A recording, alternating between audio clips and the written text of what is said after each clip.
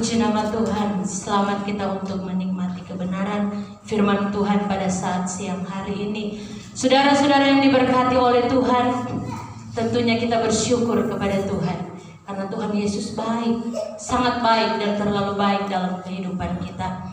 Mari saudara, kita segera buka bersama di dalam kitab Efesus pasalnya yang kedua. Efesus pasalnya yang kedua dalam ayatnya yang ke-8 sampai dengan ayatnya yang ke-10. Efesus pasalnya yang kedua, ayatnya yang ke-8 sampai ayat yang ke-10. Saudara tinggal duduk, hormati firman Tuhan, dan saya baca di dalam nama Tuhan Yesus Kristus. Sebab karena kasih karunia kamu diselamatkan oleh iman. Itu bukan hasil usahamu, tetapi pemberian Allah. Itu bukan hasil pekerjaanmu. Jangan ada orang yang memegahkan diri. Karena kita ini buatan Allah, diciptakan dalam Kristus Yesus untuk melakukan pekerjaan baik yang dipersiapkan Allah sebelumnya. Ia mau supaya kita hidup di dalamnya. Haleluya. Puji nama Tuhan, saudara. Saudara yang diberkati oleh Tuhan, sebelum saya lanjut, mari kita katakan dengan iman. Saya anak Tuhan, layak menerima kasih karunia keselamatan. Kita katakan bersama dengan iman. 1, 2, 3. Saya anak Tuhan, layak menerima kasih karunia keselamatan. Saudara yang diberkati oleh Tuhan, ini dialami oleh Rasul Paulus. Kita mengenal penulis ini. Dahulu dia bernama Saulus, seorang yang suka membantai anak Tuhan, seorang yang tidak mau melihat anak-anak Tuhan itu memuliakan Tuhan. Tetapi karena kasih karunia keselamatan yang luar biasa yang Allah berikan bagi Saulus, sehingga dia bertobat. Dia ganti namanya menjadi Paulus. Itu saya oleh sebab itu saudara, Rasul Paulus ini berkata, sebab karena kasih karunia dia diselamatkan. Itu bukan hasil perjuangan dari Rasul Paulus. Itu bukan karena dia kuat. Itu bukan karena dia baik di dalam melayani. Tetapi itu adalah pemberian Allah, kata firman Tuhan. Itu bukan hasil usaha dan pekerjaan Rasul Paulus. Itu adalah pemberian Allah yang cuma-cuma yang Tuhan beri. Karena itu adalah kasih karunia keselamatan Tuhan. Kasih karunia adalah suatu pemberian anugerah Allah untuk kepentingan anak-anak Tuhan. Kasih karunia itu adalah satu berkat anugerah yang luar biasa yang Tuhan berikan, dan kita bersyukur saya dan saudara termasuk di dalamnya. Amin. Dari sekian banyak manusia yang ada di muka bumi ini, saya dan saudara dipilih oleh Allah untuk menerima kasih karunia keselamatan itu. Dan ini tidak sembarang, saudara. Saudara yang diberkati, ada paham yang mengatakan sekali selamat tetap selamat. Tetapi ini tidak menjadi patokan, saudara. Karena apa? Karena keselamatan yang Tuhan beri bisa hilang dan diberikan kepada orang yang menghargai kasih karunia keselamatan itu. Kalau kita memakai paham sekali selamat tetap selamat, setelah menjadi anak Tuhan kita mau ke gereja terserah, kita tidak mau ke gereja terserah, kita mau lakukan yang baik boleh, kita mau lakukan yang tidak baik juga boleh. Karena apa? Sekali selamat tetap selamat. Tetapi apa, saudara? Kasih karunia keselamatan itu bisa hilang dari tangan saya dan saudara. Dan Tuhan akan berikan kepada orang yang mau menghargai keselamatan itu, saudara. Saya dan saudara diberikan oleh Tuhan satu kasih karunia yang luar biasa. Lewat apa, saudara? Lewat penyaliban. Kata firman Tuhan, kita telah dibeli dan harganya lunas dibayar. Kita tidak dicicil, kita tidak diutang oleh Tuhan, kita dibayar dengan lunas. Tuhan beri buat saya dan saudara. Rasul Paulus ketika Allah memberikan kasih karunia kepada dia, apakah dia hanya duduk tenang? Apakah dia hanya diam-diam saja? Dia meresponi kasih karunia itu. Amin. Rasul Paulus meresponi kasih karunia keselamatan yang Tuhan beri bagi dia. Dia menjadi seorang rasul yang luar biasa. Dia menjadi seorang rasul yang memenangkan jiwa. Dia menjadi penginjil yang luar biasa. Dia mau beritakan tentang keluar biasaan Tuhan, tetapi tetap dengan kerendahan hati. Banyak tantangan, banyak cobaan yang dialami oleh Rasul Paulus, tetapi dia berkata hidupnya untuk Tuhan. Hidup dan matinya dia berikan untuk Tuhan. Karena hidup yang dia miliki bukannya dia lagi, tetapi Yesus yang ada dalam kehidupannya. Sehingga dia berkata, sebab karena kasih karunia aku diselamatkan oleh Tuhan. Dan Tuhan berikan buat saya dan saudara. Mari saudara, kita pegang baik-baik karunia keselamatan ini. Jangan sampai karunia keselamatan yang Tuhan beri terlepas dari hidup kita dan pindah ke orang lain. Saya dan saudara yakin ketika kita mengiring Tuhan, ketika kita bercapek-capek, misalnya saudara membuang waktu, membuang uang, kita mengisi bensin, berjalan kaki, kita datang beribadah, kita datang bersekutu dengan Tuhan. Saya yakin, saya percaya itu bukan hanya formalitas, tetapi itu adalah tujuan saya dan saudara, karena keselamatan yang Tuhan berikan bagi kita. Jangan sampai hilang saudara. Jangan sampai hilang. Karena kalau hilang, bahaya akan dinikmati oleh orang lain. Karena kata firman Tuhan, banyak yang sudah terdahulu dia akan menjadi terkebelakang, dan yang terkebelakang dia akan menjadi terkemuka. Karena apa saudara? Kesetiaan, ketaatan, meresponi kasih karunia keselamatan Allah yang luar biasa. Saudara yang diberkati oleh Tuhan, Allah memberikan kasih karunia keselamatan kepada mereka yang menghargai dan mengerjakan keselamatan itu. Tetapi Allah juga bisa mengambil dan memindahkan karunia keselamatan itu kepada orang yang mau menghargai dan mengerjakan keselamatan itu. Ketika kita mengerjakan kasih karunia keselamatan Allah, maka Allah akan menghindarkan saya dan saudara dari hukuman yang luar biasa. Kita lihat di dalam Kejadian pasalnya yang ke-7. Apa yang terjadi di dalam Kejadian pasalnya yang ke-7? Kita lihat di sana tentang penghukuman Tuhan karena kejahatan manusia yang luar biasa. Di dalam Kejadian pasalnya yang ke-7, di sana saudara boleh baca satu pasal. Kita melihat di sana bagaimana Tuhan menghukum dunia dengan air bah. Tuhan menghukum manusia karena kejahatan yang sangat-sangat luar biasa. Manusia sudah banyak melakukan hal yang menyakitkan hati Tuhan. Mereka sudah berbuat hal-hal yang sangat-sangat tidak baik saudara. Kalau saudara baca di dalam Kejadian pasalnya yang ke-7 ini saudara, mulai dari 6 juga bisa saudara baca. Ketika Allah menciptakan manusia, Allah berharap manusia itu akan memuliakan Tuhan. Allah berharap manusia itu akan menyenangkan hati Tuhan. Allah berharap manusia akan membuat yang terbaik untuk Tuhan. Tetapi apa yang terjadi saudara? Kejahatan manusia sungguh sangat luar biasa. Mereka berbuat hal-hal yang tidak diinginkan oleh Tuhan. Mereka melakukan hal yang mesum seenak mereka. Sehingga apa saudara yang diberkati oleh Tuhan? Tuhan Yesus marah.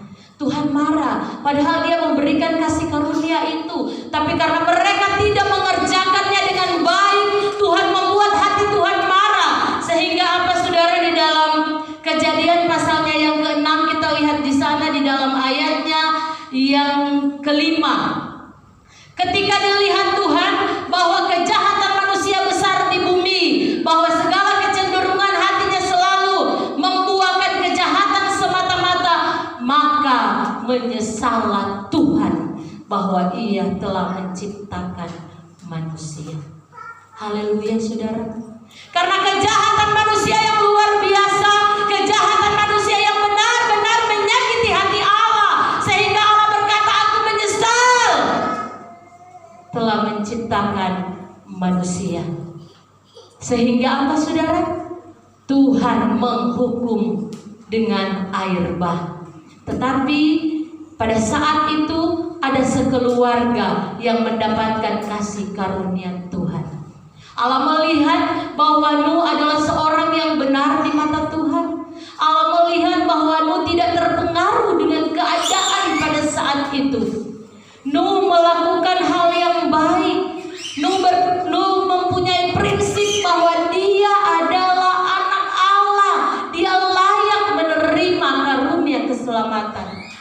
Sehingga Tuhan datang kepada Nuh.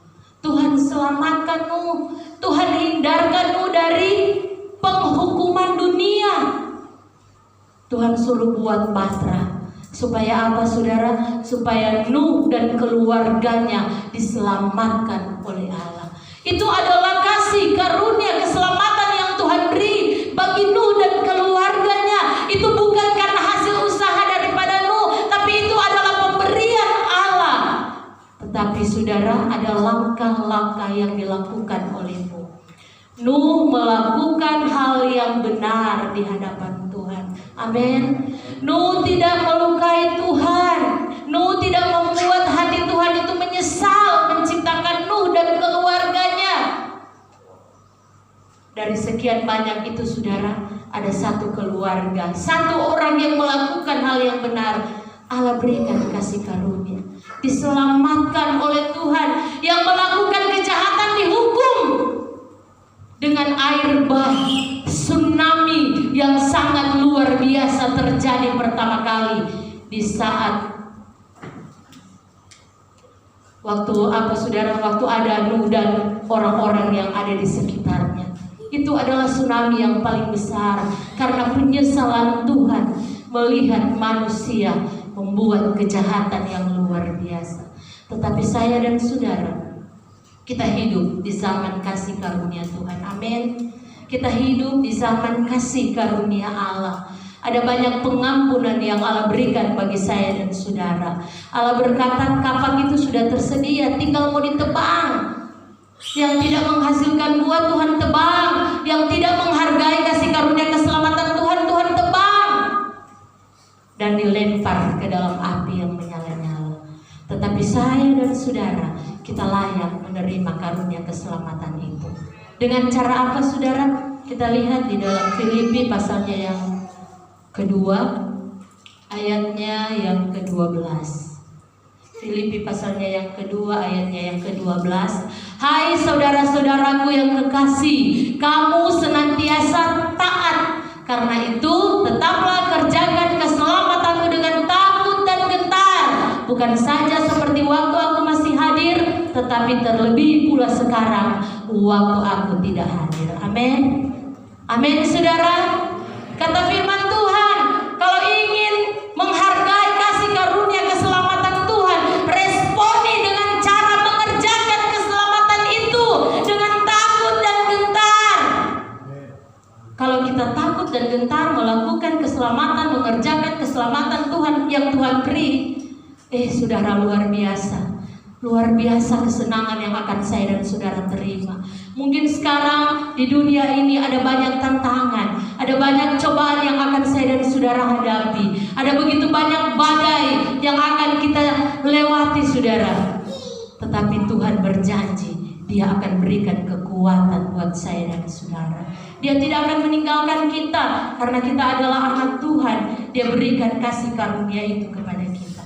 Yang kedua, kita melihat saudara yang mendapat kasih karunia keselamatan di tengah-tengah goncangan dunia yang memprihatinkan. Kita lihat di dalam Kejadian pasalnya yang ke-19. Kejadian pasalnya yang ke-19. Di sana peristiwa yang terjadi di Sodom dan Gomora. Di sana saudara sama persis dengan kejadian waktu di air bah. Mereka melakukan hal yang jahat di mata Tuhan. Mereka menyakiti hati Tuhan. Mereka membuat hal-hal yang membuat Tuhan itu menyesal menciptakan mereka. Perkawinan antara laki-laki dan laki-laki, perempuan dan perempuan. Ada banyak dosa yang mereka buat. Ada banyak peristiwa-peristiwa yang membuat Tuhan itu, kita semuanya salah ciptakan moni. Sehingga apa saudara? Tuhan membakar Sodom dan Gomora. Tetapi kita lihat saudara, di Sodom dan Gomora itu ada Lot dan keluarga yang mengasihi Tuhan. Amin saudara. Ada Lot dan keluarga. Tuhan memberikan kasih karunia keselamatan buat Lot. Tuhan tahu anak-anak Tuhan, walaupun banyak manusia yang ada di bumi, dimanapun anak Tuhan berada, dimanapun anak Tuhan beraktivitas, dimanapun anak Tuhan mencari, asalkan dia setia, dia melakukan kehendak Tuhan, biar bumi akan dihanguskan. Tuhan tahu itu anak saya. Dia akan selamatkan saudara. Dia tidak akan biarkan Lot terbakar di Sodom dan Gomora. Karena apa? Karena Lot melakukan kehendak Tuhan. Lot tidak terpengaruh dengan keadaan yang terjadi di Sodom dan Gomora, sehingga Allah mengirim kedua malaikat, pergi ke rumah anakku sebelum dihancurkan ini Sodom dan Gomora. Buatlah mereka keluar dari kota itu. Buatlah mereka lari jauh dari kota itu. Supaya apa saudara? Supaya Lot tidak binasa, Lot tidak terbakar. Sehingga apa? Di dalam Kejadian 19 ayat yang ke-17 berkata, sesudah kedua orang itu menuntun mereka sampai keluar, berkatalah seorang, larilah, selamatkanlah nyawamu, janganlah menoleh ke belakang, dan janganlah berhenti dimanapun juga di lembah Yordan. Larilah ke pegunungan, supaya engkau jangan mati lenyap. Amin saudara. Baik tidak Tuhan itu? Baik saudara. Baik. Ketika kita melakukan kejahatan di mata Tuhan, di hadapan Tuhan, sebelum Tuhan menyesal, kita menyadari, kita datang kepada Allah, kita minta ampun. Supaya apa saudara? Supaya Tuhan tidak berkata, aku menyesal menciptakan engkau. Kita hidup di zaman pengampunan. Jadi Allah akan mengampuni saya dan saudara. Mungkin kita telah mencela seseorang, kita minta ampun kepada Tuhan. Kita telah menyakitkan hati Tuhan dengan banyak hal, kita minta ampun kepada Tuhan. Sebelum Tuhan berkata, aku menyesal menciptakan engkau. Tetapi saya yakin, saya percaya, karunia keselamatan yang Tuhan beri bagi saya dan juga bagi saudara, kita akan kerjakan itu dengan takut dan gentar. Amin saudara. Lot, Tuhan bilang lari, pergi bawa istri dan anakmu, lari keluar dari kota Sodom dan Gomora, selamatkan nyawamu, agar supaya engkau tidak terbakar di kota Sodom dan Gomora ini. Tapi Tuhan bilang apa? Lari, pandang jauh ke depan, jangan melihat ke belakang, jangan menoleh ke belakang. Lihat di depan, ada masa depan yang luar biasa, ada keselamatan yang luar biasa. Jangan menoleh ke belakang. Kenapa saudara? Karena di belakang itu ada banyak dosa yang kita buat kepada Tuhan. Tuhan memulihkan, Tuhan menyelamatkan, tapi kita tidak boleh menoleh ke belakang. Larilah mereka. Tetapi saudara, di tengah perjalanan, istri Lot mulai teringat, aduh kasihan, di Sodom dan Gomora itu ada kita punya rumah. Aduh, di Sodom dan Gomora itu ada kita punya oto, ada kita punya harta kekayaan, ada kita punya pokoknya saudara. Sehingga istri Lot lupa, dia menoleh ke belakang. Apa yang terjadi kepada istrinya Lot? Mari kita lihat di dalam Kejadian pasalnya yang ke-19 tadi saudara, dalam ayatnya yang ke-26. Tetapi istri Lot yang berjalan mengikutinya menoleh ke belakang, lalu menjadi tiang garam. Amin, saudara. Ini adalah hukuman, inilah hal yang diterima oleh istri daripada Lot. Karena apa? Karena dia tidak menghargai karunia keselamatan itu. Padahal Tuhan so kasih, Tuhan sudah beri, Tuhan sudah suruh lari, selamatkan nyawamu supaya engkau tidak binasa bersama dengan kota Sodom dan Gomora.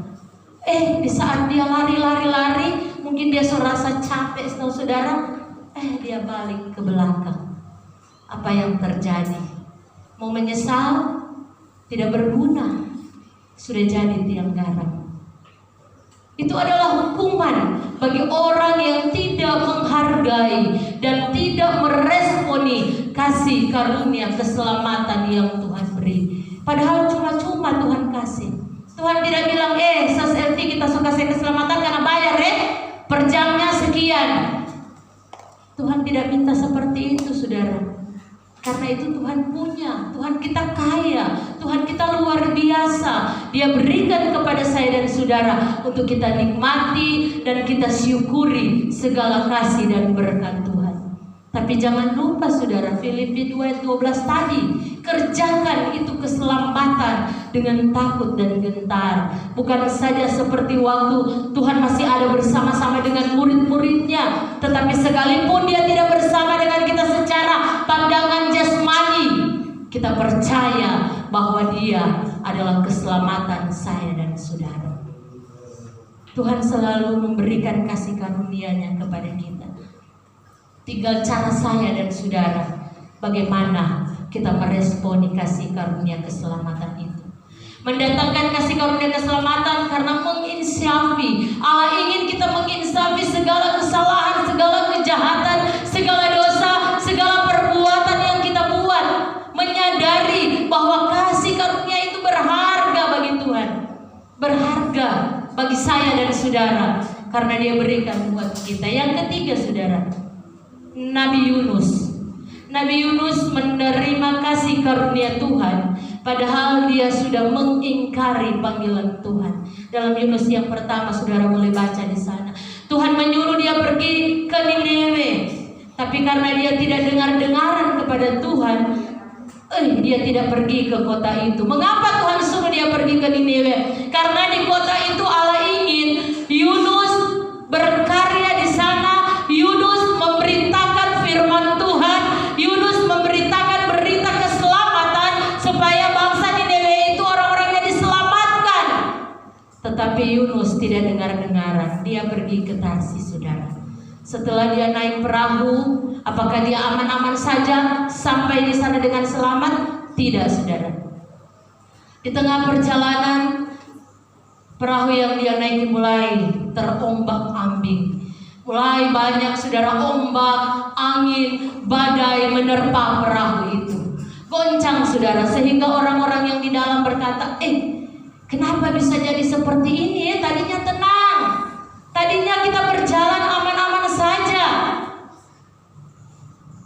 Apakah mungkin karena satu orang ini sehingga hal ini terjadi?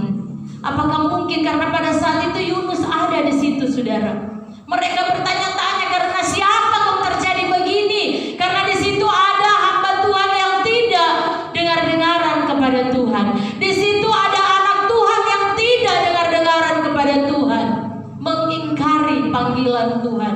Tuhan suruh pergi ke Niniwe, dia pindah ke kota yang tidak disuruh oleh Tuhan. Lari dari panggilan Allah, lari dari perintah Allah, sehingga Tuhan mengizinkan badai diterpa oleh Nabi Yunus. Saudara yang diberkati oleh Tuhan, ketika Allah menginginkan saya dan saudara untuk berkarya buat Tuhan, kita diinginkan oleh Tuhan untuk melayani Tuhan, kita jangan mengingkari panggilan Tuhan. Amin, saudara. Jangan mengingkari sambil kita bekerja, sambil kita berusaha, kita terus mau melayani Tuhan. Melayani Tuhan ada banyak cara, saudara. Bukan nanti di mimbar, ada banyak hal yang kita buat yang terbaik bagi Tuhan. Itu adalah cara kita melayani Tuhan. Kita melakukan kehendak Bapa, itu adalah cara yang baik dalam kita melayani Tuhan. Dan pelayanan itu bukan dikhususkan bagi hamba-hamba Tuhan, bagi semua anak-anak Tuhan. Siapapun itu saudara yang menghargai kasih karunia keselamatan Tuhan, kita wajib untuk melayani Tuhan.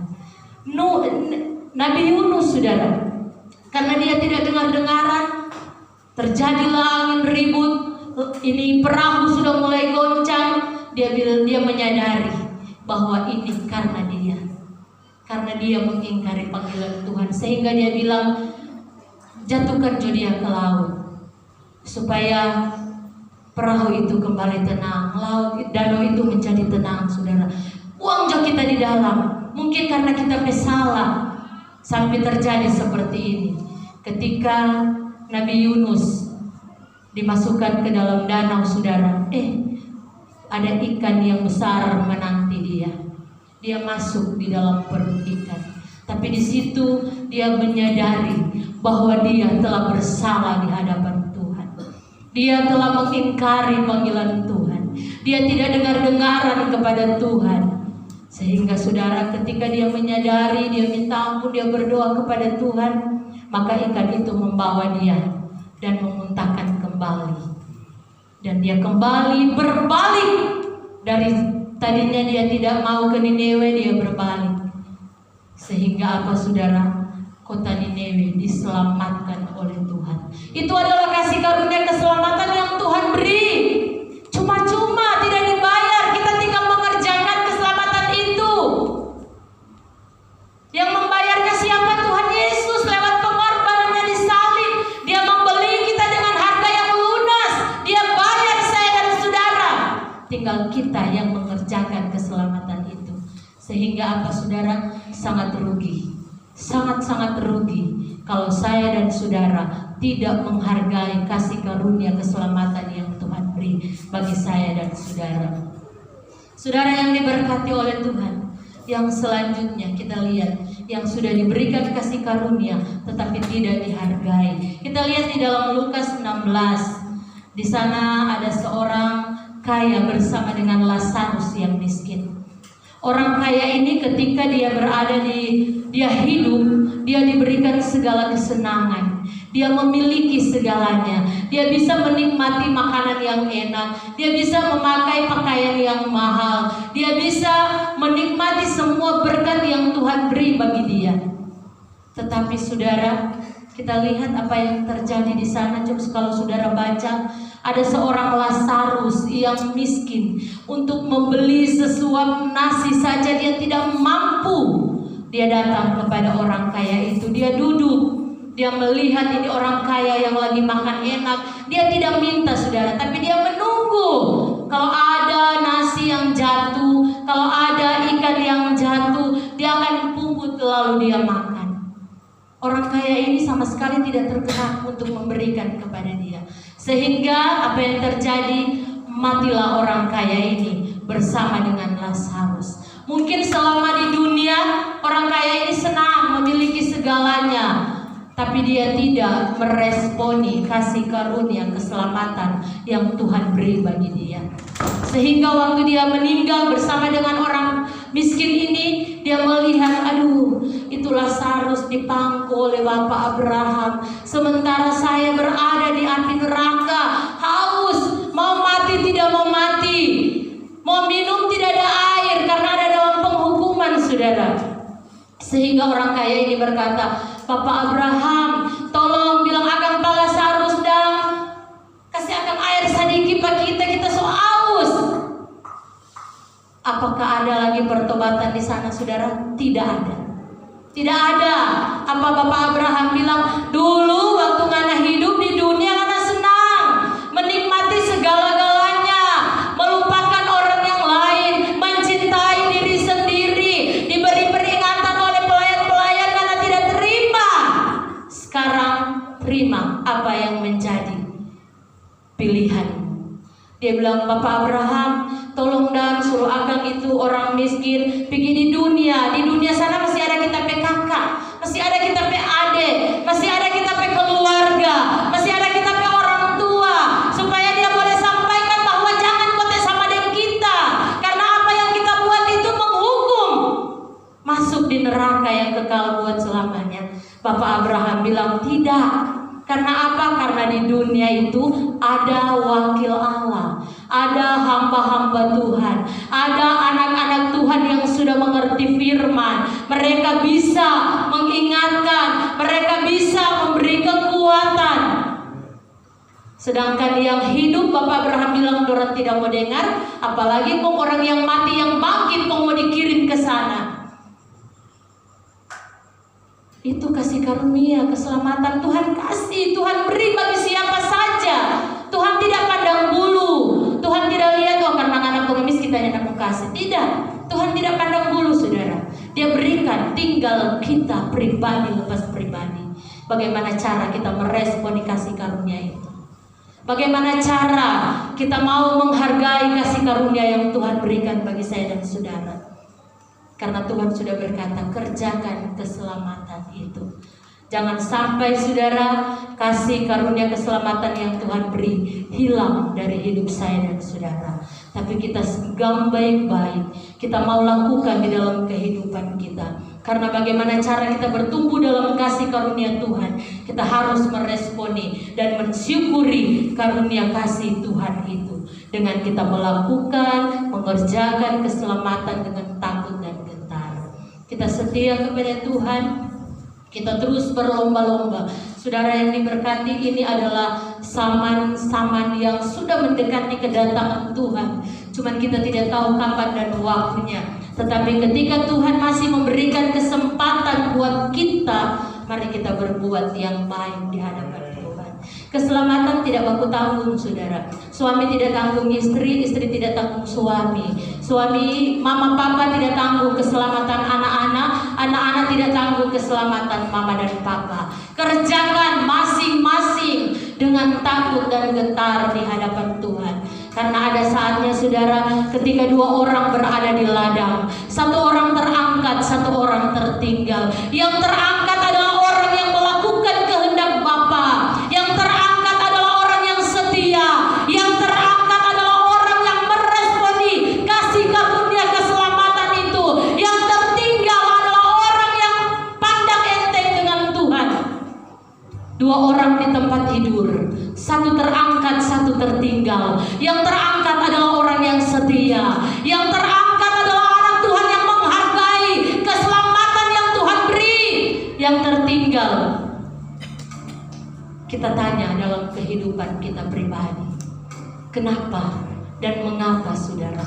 Itu yang akan terjadi. Tetapi ketika saya dan saudara mengerjakan keselamatan itu, kita bersyukur kalau sekeluarga ada dalam rumah, terangkat suami, istri dan anak-anak. Haleluya. Itu kerinduan saya dan saudara. Kerinduan saya dan saudara. Kita mengiring Tuhan, kita setia kepada Tuhan. Tujuan kita sorga yang kekal buat selama-lamanya. Saudara yang diberkati oleh Tuhan, saya berhenti berbicara, tetapi mari kita renungkan isi firman Tuhan yang luar biasa dalam kehidupan saya dan saudara. Oleh karena kasih karunia, kita diselamatkan oleh Tuhan. Itu bukan hasil usahamu, itu bukan hasil pekerjaanmu, tetapi itu adalah pemberian Allah. Itu adalah anugerah Allah, berkat Allah yang Allah beri bagi saya dan saudara. Filipi 2 ayat 12 berkata, kerjakan keselamatan dengan takut dan gentar. Kerjakan keselamatan yang Tuhan beri bagi saya dan saudara. Saudara yang diberkati oleh Tuhan, surga adalah tujuan saya dan saudara.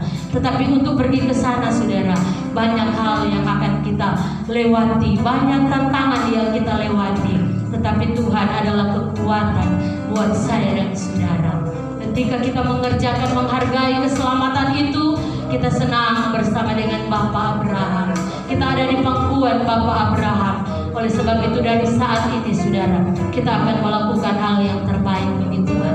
Kita hanyalah hamba.